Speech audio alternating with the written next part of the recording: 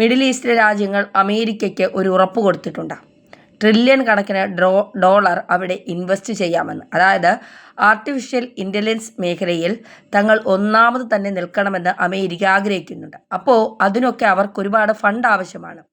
അതുകൊണ്ട് അവർ ഗൾഫ് രാജ്യങ്ങളുമായിട്ട് കൂടുതൽ ബന്ധം ഉണ്ടാക്കിക്കൊണ്ട് കൂടുതൽ പണം അമേരിക്കയിൽ എത്തിക്കാനുള്ള ഒരു ശ്രമം നടത്തുകയാണ്. ഇസ്രായേലിൻ്റെ കയ്യിൽ ഉള്ളതിനേക്കാൾ പൈസ ഗൾഫ് രാജ്യങ്ങളിലുണ്ട്.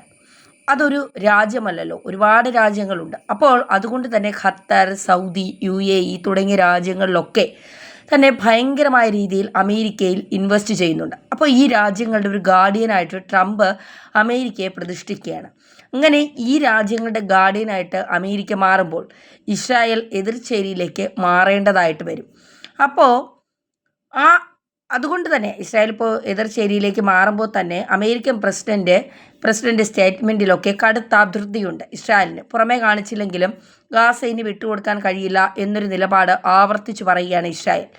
ഇന്ത്യയിലുള്ള ഇസ്രായേൽ അംബാസിഡർ പറഞ്ഞ കാര്യങ്ങൾ വളരെ ശ്രദ്ധേയമാണ്. അതായത് ഇന്ത്യ വാനോളം പൊഴുത്തിക്കൊണ്ട് ഇന്നത്തെ ലോകക്രമത്തിലുള്ള ഇന്ത്യയുടെ പ്രാധാന്യത്തെ വ്യക്തമാക്കിക്കൊണ്ടുള്ള ചില സ്റ്റേറ്റ്മെൻറ്റുകളാണ് ഇന്ത്യയിലുള്ള ഇസ്രായേൽ അംബാസിഡർ പറഞ്ഞിരിക്കുന്നത്. ഇന്ത്യ ലോകത്തിൻ്റെ പുതിയ നിർമ്മാതാവാണ് എന്നാണ് അദ്ദേഹം പറഞ്ഞത്.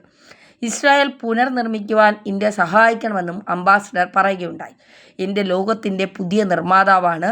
ഇസ്രായേൽ പ്രദേശങ്ങൾ പുനർനിർമ്മിക്കാൻ ഇന്ത്യയുടെ സഹായം വേണമെന്നാണ് അദ്ദേഹം പറഞ്ഞത്. ഇന്ത്യയിലെ ഇസ്രായേൽ അംബാസിഡറായിട്ടുള്ള റൂവൻ അസറാണ് ഇക്കാര്യങ്ങൾ വ്യക്തമാക്കിയിരിക്കുന്നത്.